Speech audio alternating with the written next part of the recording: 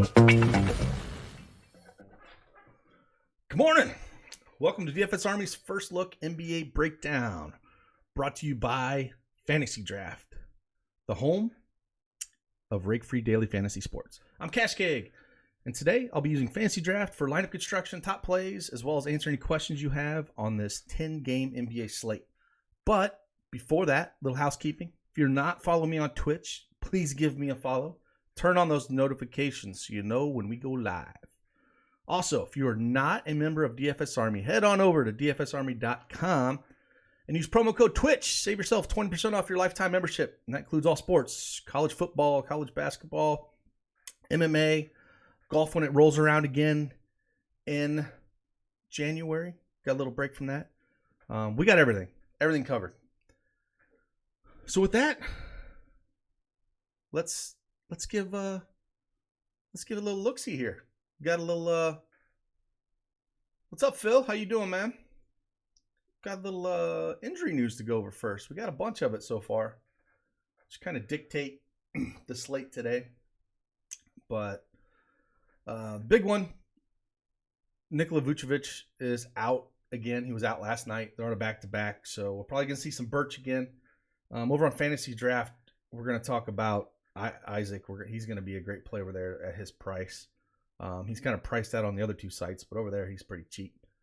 Kyrie Irving is still out with that shoulder, so we're going to see a lot of Dinwiddie. He is priced up across the industry, so it's not a guy that we're trying to force in at his price, but he might be lower owned because of it. And they got a great matchup against Atlanta, so he's a guy that you have to have some interest in. Ja Morant's still out. That whole Memphis team today is going to kind of dictate things a little bit. So, Morant is out. So Jones is going to see it. Milton's a great guy. He's been playing awesome off the bench. So Jones and Milton are both in play. Jonas Valanciunas is questionable with that illness. He was out last game, and we saw Clark is out already. So we saw both Clark and Joval out last game, and Triple J, Jaren Jackson put up a monster game. However, he's going up against the Bulls, and they are top 25% in the league in drawing fouls, and that is not good for good old Triple J. So there might be some sneakier plays in there. Maybe you want to go back to Bruno. He burnt everyone last game, but that makes him a good play like that. And Solomon Hill, man, he had a great game. We'll look at that when we go over the games. There's a guy we can look at a little bit. Mike Conley's out for Utah. So we're probably going to see a lot of Donovan Mitchell. I'm sure the Lakers will focus on them. So we're going to see some Moutier. He is cheap across the industry, probably going to be very popular because of it. If he does start and he does run point, then he comes one of the best value plays on the slate. So we got to see that. We also had Joe Ingles there. He ran point a little bit last year, but they do have some point guards, and we might not see too much of that. But it is something interesting for GPPs. D'Angelo Russell's questionable.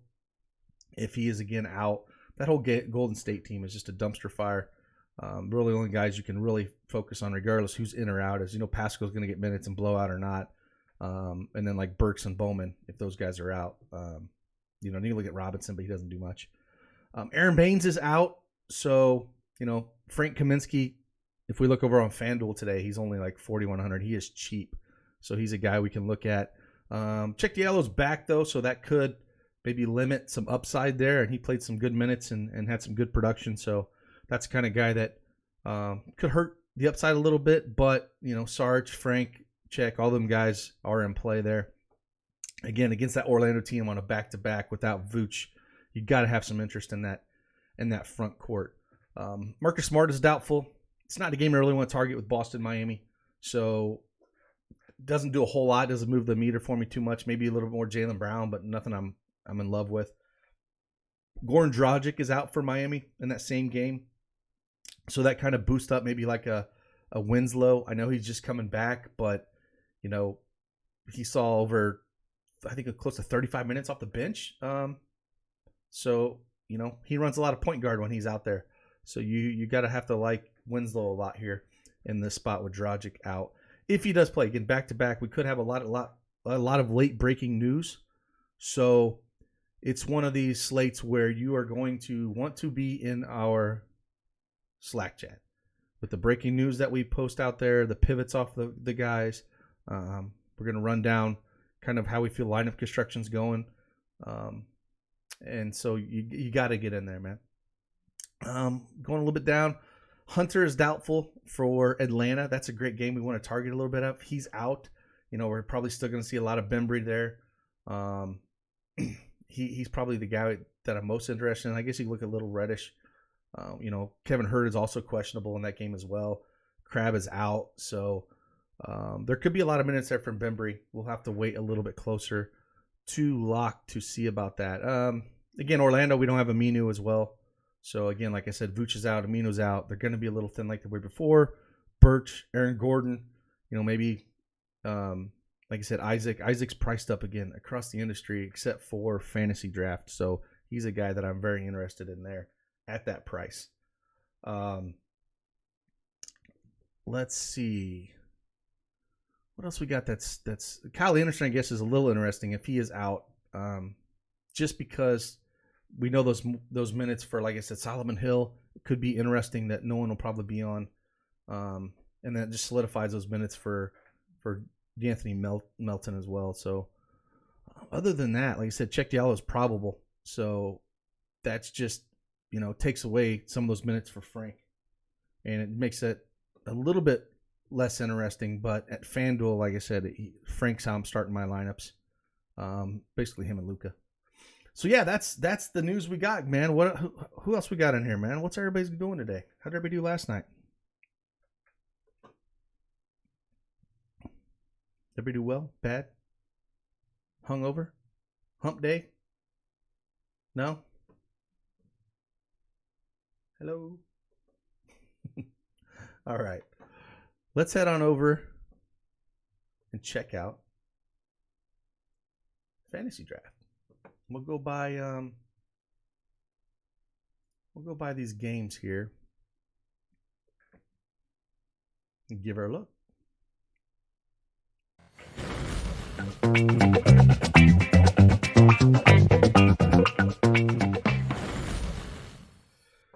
All right, FantasyDraft. Tonight I think it's $25 15K pick and roll. Again, rake free. Rake free. You're paying your first $100. Your first $100 is no cost. Your first out, your $1,000. Let's just go look at this real quick while we're going over it. Just show you. Here's how much I've saved. And the numbers went up. It's close to 2,700. I'll have to do another screenshot. We're talking about right there. When you have no rake, right there, 50%. You're winning 50%. You take it. You're not giving it to the house. We roll down 10%. That's how many people win. That rake adds up, man. It really does. If you're a casual player, highly recommend playing here. And then when you get that 15% rake, like a lot of the industry is pushing, especially on the big GPPs, very small portion of the pool takes home money. But here's what I was talking about. If you want to play up to $100 a month, man, it's free. You don't pay any rake. There's no reason not to do it. It's why pay rake? If you're playing up $1,000, say, which equals about, $30 a day. You're only paying $6. That's nothing. If you're talking 15%, say just 10% rake on other sites, that's $100 a month you're paying to the sites. We're only paying $6 here. So, you really got to look at that and seeing exactly where you're at. Like I said, if you start it free and you get past $100, it'll just ask you if you want to bump up to the $1,000. Charge your card there for $6. That's all you're paying up to $1,000. It's a no-brainer to me, man. It really is. If you're playing casually, you should be playing here. Don't let sites take that money from you, man. It's hard enough to win, let alone pay all that rate. So let's head on over here. Let's look at the first game. We have Milwaukee at Detroit, 224.5 over under. Looks like we have Milwaukee favored by 6.5. Drummond had a hell of a block steal game last night. Hell of a block steal game. Put up pretty big fantasy day. 5 steals, 4 blocks.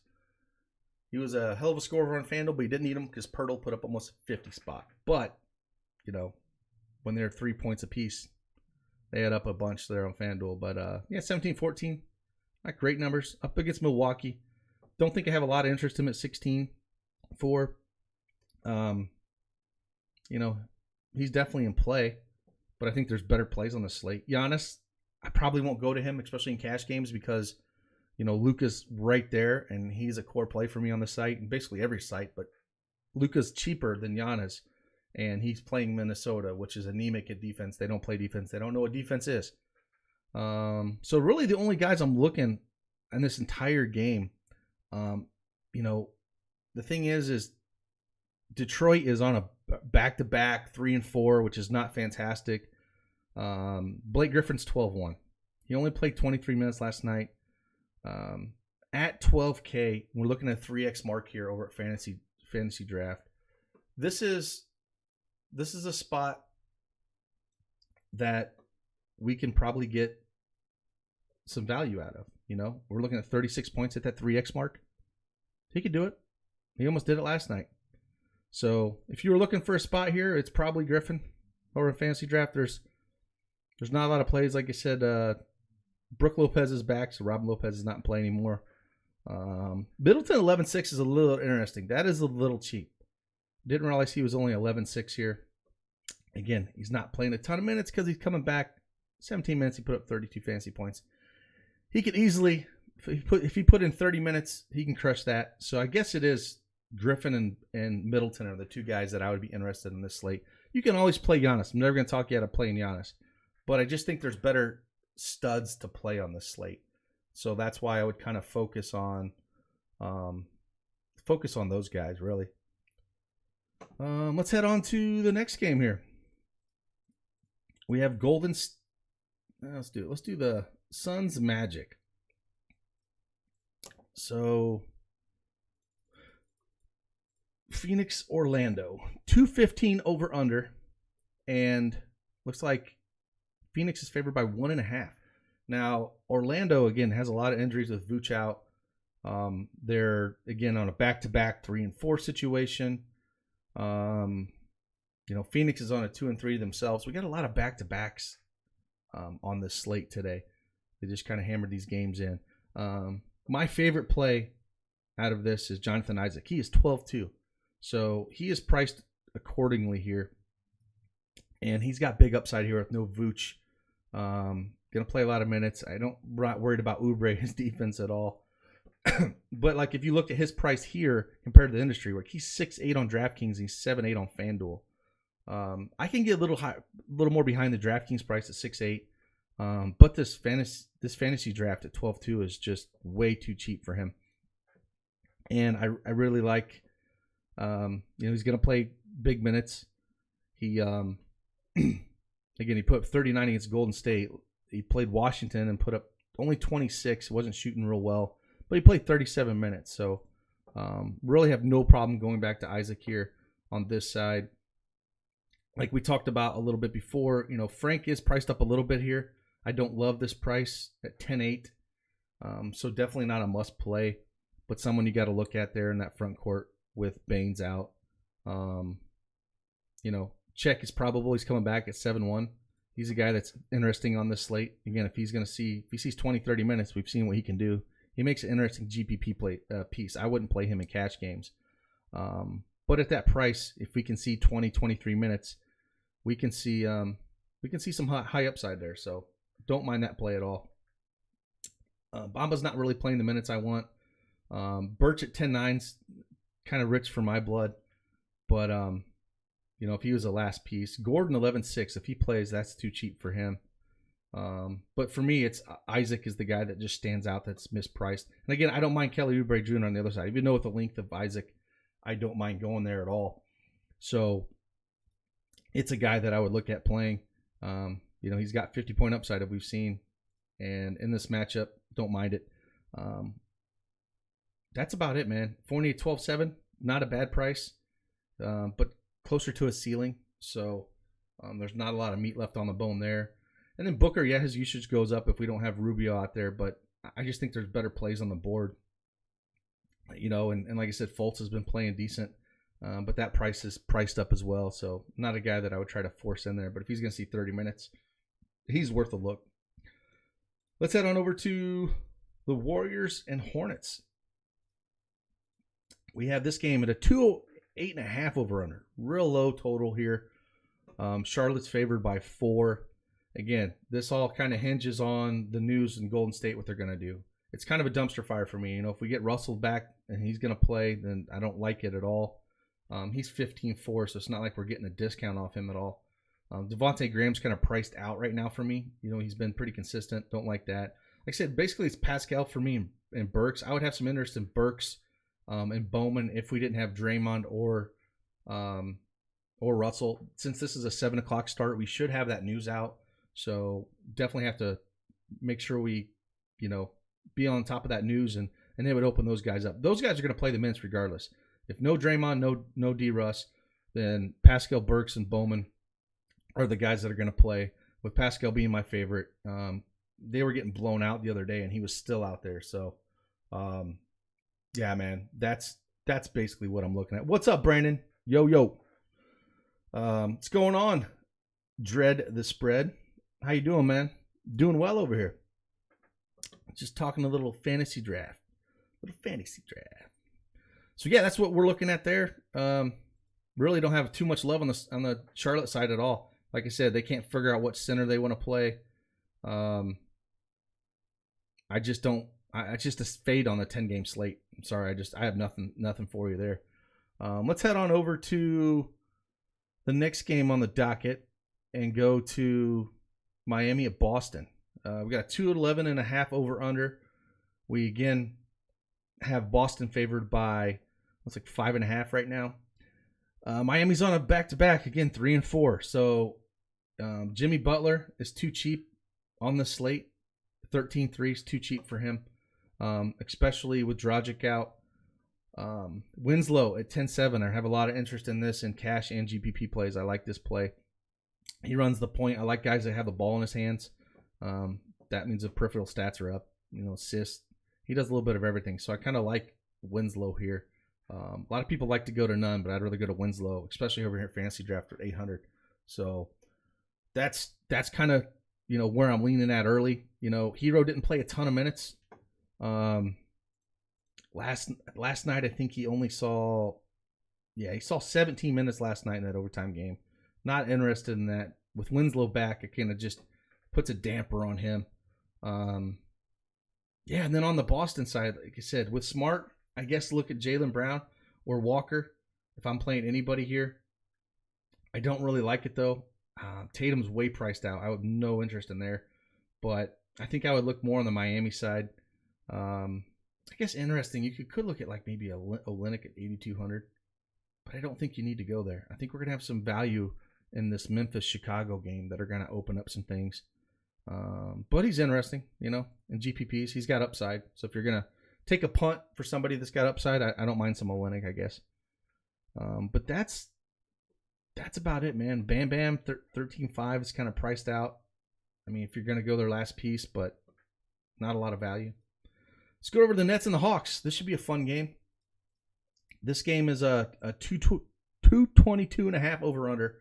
And Brooklyn is favored by 1. We know Irving is out. So when Irving's out, we play Dinwiddie. Dinwiddie's $15K.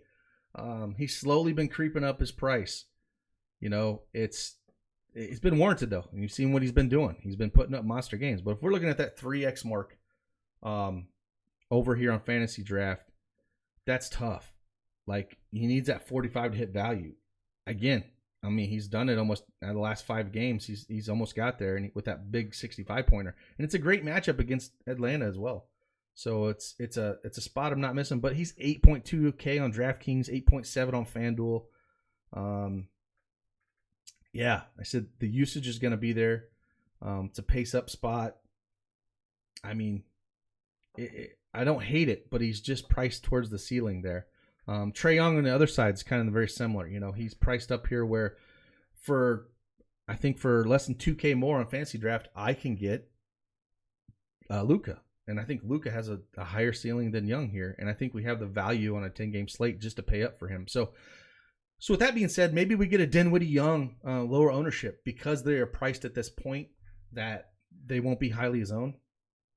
So you can look at those guys. Jabari Parker 12-3 is interesting. He kind of laid a stinker the last couple games, but he does have upside. At 12-3, that's fair, and any of the big guys going up against Brooklyn, I have interest in. So he'd be interesting. Same with Taurean Prince. These are more GPP plays. I wouldn't play these guys in cash. But this is a good game stack. Atlanta and Brooklyn, decent over-under. We saw with the Spurs and Houston last night. You get one of these game stacks where you have a couple pieces from each side, you can get going. So I think there's some ways you can game stack this up, maybe a 3 or 4 piecer from it. Jared Allen 11-8 is kind of tough because you don't know if Jordan's going to start or if Allen's going to start or what the hell they're going to do. But like I said, Bembry's interesting if we get some of these other guys out on the Atlanta side. We saw him start at 9-7. It's not my favorite play, but there's some meat left on the bone there. With Crabbe being out on the Atlanta side, if we get Herter out and if we get Hunter out, then he's going to play a ton. So just look out there. It's a 7:30 game. We should have that injury news out. But on the Brooklyn side, for me, it's just the Dinwiddie show and then maybe some Prince. But I'm not really touching anything else on this team besides those guys. I guess Reddish should be interesting if those guys are out for Atlanta at 6-4. But nobody I'm just in love to play with there. If Reddish sees 26 minutes at 6-4, he could be a nice piece to fit in some more studs. So it's an interesting look. Let's head on over to Grizzlies at Bulls. This is the game that starts an hour later, 8 o'clock. 218 over under. We have the Bulls favored by 6. And Chicago is on 2-3. And it looks like Memphis is 3-4. So it all depends on the injury news here. We know Ja Morant is out. So we know guys like Jones and Melton are going to be in play here. Melton's actually been playing better than Jones the last couple games here. Jones did have that 131 spot. Let a lot of people down here, only put up 2 points, but solid 30 minutes. That could get some ownership off him. Melton coming off the bench, playing less minutes, but man, he got it done. He almost put up a triple-double in that first game there. So he's very interesting. GPPs at 9-3. I don't know if I could trust that production, but yeah. That's pretty interesting there. Brooks is a guy that always gets overlooked, but he's extremely consistent. With these guys out, he's going to score, do a little bit of everything. 33 and 34 at 10-9. I'll take that and get your 3x there. Again, I like this game. Triple J, if Joval is out, we know Clark is out already. So if Valanciunas is out, I hope we don't get another stinking game time decision and then, we don't know up until lock. Those are plays where you can kind of get over or under him on the field because people don't want to take that chance of getting a 0. There's no late swap here. So you can kind of use those rules to your advantage and maybe, take a couple shots on Joval and think about, you can smash the Bulls here on the front court. So if you think he's going to play or if he's game time decision, he's probably going to be super low owned. Take him. Don't take Jaren Jackson. If you think he's going to be out, play Jaren Jackson. Again said, the Bulls are like top quarter in the league in drawing fouls. So that's not good for Jaren Jackson. And so if you think he's going to be in foul trouble, he's a great play. But if you think he's going to be in foul trouble, then we can look down here. Like I said, Solomon Hill at 8-7. He's put up some real nice games. If those guys are both out, I have some interest in him at 8-7. Really do. Bruno Caboclo laid a stinker last game. Only played 14 minutes. Yeah, he struggled. But you can use that to your advantage. People are not going to play him. It's hard to trust him in cash on a big slate like this when we have other value we can go after. But in GPPs, go back to the guys that fail you. Use that recency bias against people. And we know where guys have upside. If you got 40 out of him at 7K, you'd love that all day long. It's almost 6X. So that's a guy to look at. On the Bulls side, for me, it's basically Levine or Markkanen. I have a hard time playing 12-3 for Wendell Carter Jr. Markkanen, at 11-3. There's some meat left on the bone. It's a great matchup, a pace-up matchup. Maybe this is where, Kobe White gets her going again at 9K. Or maybe a Dunn. But for me, it's Levine here. 14-7 is priced up. It's not a guy playing cash, but on the Chicago side, they're more tournament plays for me. So I would look at Levine, maybe a little bit of Markkanen, but the Memphis guys are the guys we're going to tackle in cash. If we get that news out with Joe Val, I hope we get it ahead of time and we're not guessing this time. So let's head over to Pacers and the Thunder. Pacers at OKC, 211.5 over under. We got another low total here. Pacers are favored, OKC's favored by 1. Everyone's kind of priced up here. Sabonis, 15K. Don't really like that price at all. Brogdon at 14.2 is, again, another price I don't love. I think they're priced accordingly. There's not a lot of meat left on those bone with both of those guys. Chris Paul's a little interesting, I guess, at 13K. But, again, he's priced about accordingly what he's been doing. It's not a game that I want to really target at all. When you get a 10-game slate like this, you can just kind of cross games off. And I don't think you need to even tackle this game.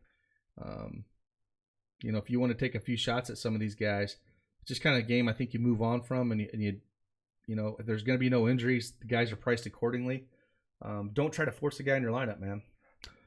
Don't try to do it. So this is just a game I'm just going to cross off and move on because we got a better game here in Minnesota at Dallas. And we have Dallas in a back-to-back 3-4 situation themselves. Minnesota's coming in pretty fresh. Luka Doncic, you just plug that dude in, man. You plug him in, you move on this slate. He's just ridiculous. Just absolutely ridiculous the way he's been playing lately. Look at that. He only played 28 minutes last night, and a dude put up a 65 spot. Didn't even play the fourth. That guy gets, this is a 231.5 over-under, and Dallas is only favored by 4.5. So if you get a close game with Luka in it, watch out. You just plug him in your lineups and move on. And then Karl Anthony Towns is a great guy to bring it back with. I don't think he's a must-play here, but we know the offense runs through Towns and Wiggins. Wiggins at 14-1, I would, no problem with playing either one of them. I kind of like play the centers, though. I think we're going to have enough value you can play Towns. But Luka's just the lock play here for me on this slate, especially on Fantasy Draft. You can do it, man. Yep, Luke is the keg lock. I'm exactly, Brandon. That's right. Lock it up. Luka all day long. Porzingis, man. Had some foul trouble. Didn't get it going. Again, back-to-back Paul 17 minutes. He's hard to play, man. He's priced at 13.4. So you want a 3X, you're looking at almost 40. I have a hard time playing him. The matchup's there. The matchup is there. It's just the Luka show. So in GPPs, I'll play Porzingis, but he's not going to be a guy that I'll build around. That's just not going to happen. And then, like I said, there's some other pieces in this game you can look at, but for me, I think on a big slate like this, you don't need to get in the weeds here. I would stick, maybe Teague and GPPs, but I look at just basically Towns, Wiggins, and Luka. Maybe if you want to play a little unicorn in GPPs, you can. But I'm just not a big Porzingis fan when he's priced up like this. He's got to be cheap for me. Just not a guy that I can love here. Like, don't get cute on these big slates like this. Like we talked about the Memphis guys. There's enough guys to pivot on that Memphis team, like a Solomon Hill that has upside. Because they have injury situations. Don't be just like, just trying to, I guess, like Phil just said Napier. Well, Napier's 6'2", right? Where's he at?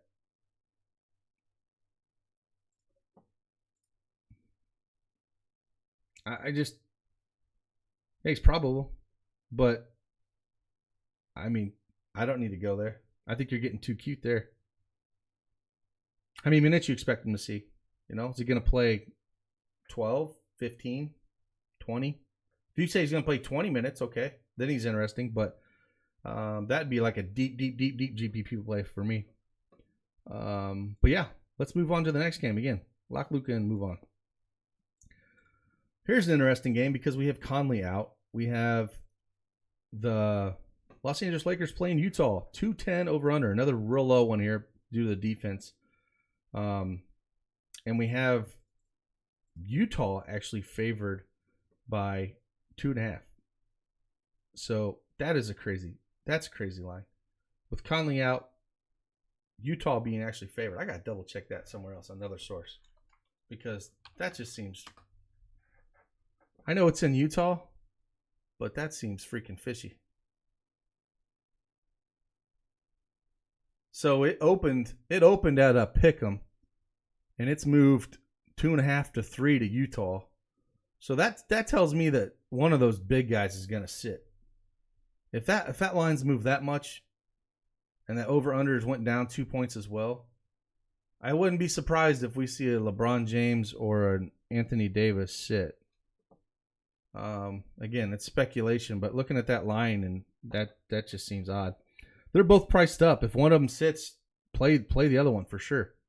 Maybe we see AD sit here and it's a LeBron James show.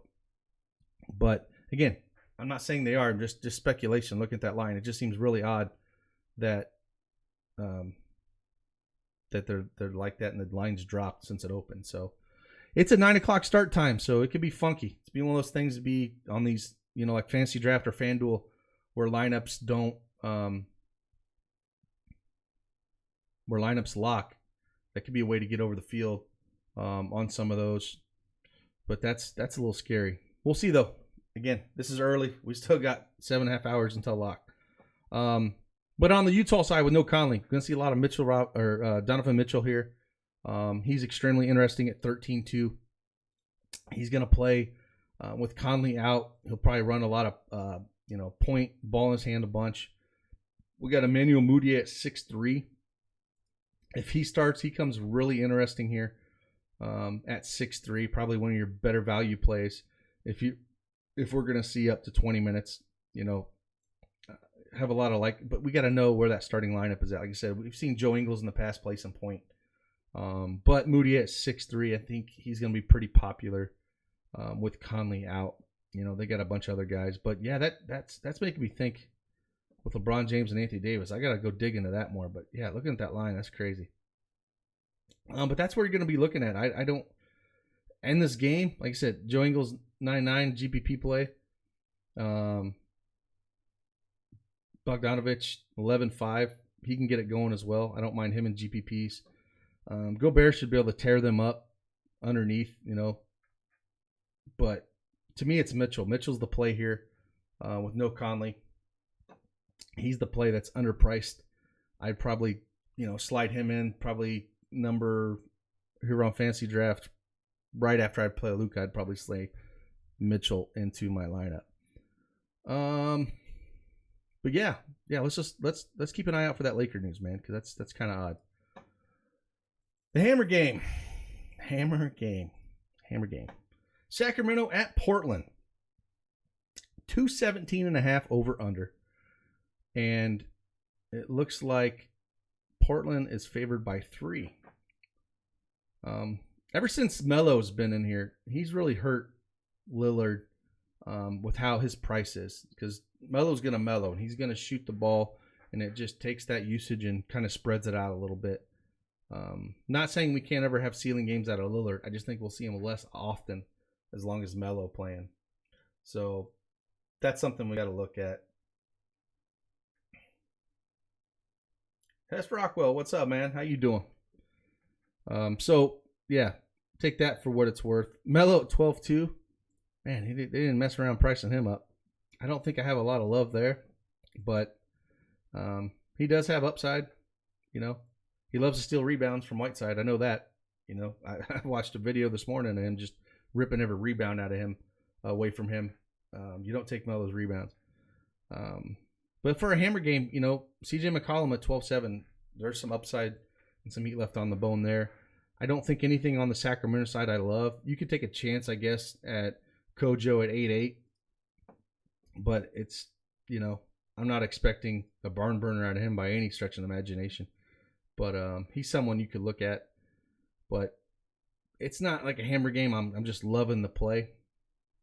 Like you said, McCollum is probably my favorite play. If I had to play one game from this, or one person from this, Holmes at 12-6 does have upside, but I don't think this is the game for to target him.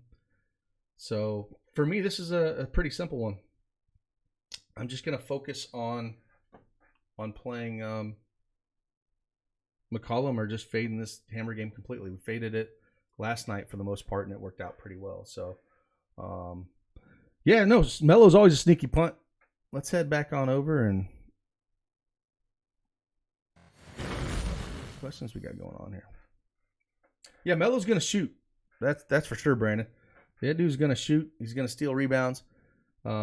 And there's some meat left on the bone at 12-2 at FantasyDraft.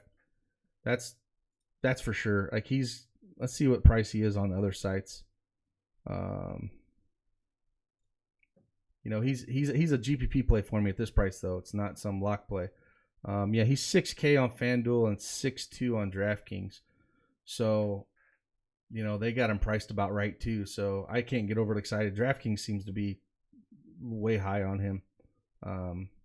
But yeah, for tournaments, definitely in play because he's got that 40-point upside. I completely agree with you there, man. But that's a little rundown game by game here on Fantasy Draft. Like I said, it's get in that 15K pick and roll. That's don't forget about the $200,000 guaranteed rake free contest, the Hooters main event for NFL this weekend. You won't find a bigger contest of its kind. And remember, I went through before. All 100% of your entry fees are paid, no rake. So you can't beat it, man.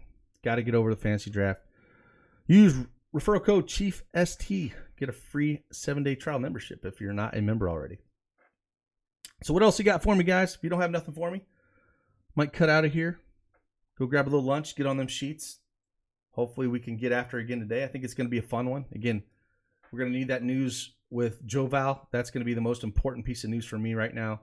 Of course, the dumpster fire news with D-Russ and what they're doing. But the biggest piece right now is what are they going to do with Joval? Hopefully we have that news and we're not scrambling close to lock and they're not trying to.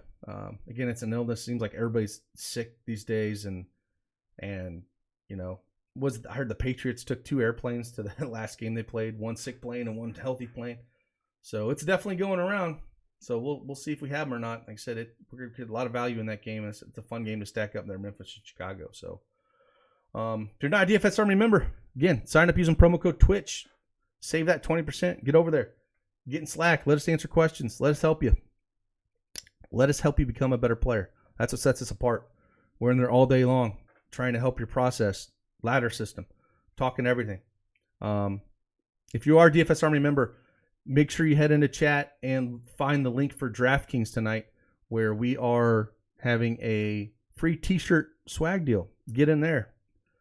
You have to have a DFS Army avatar to win it, but 200 people in there, get in there, win you a free DFS Army t-shirt.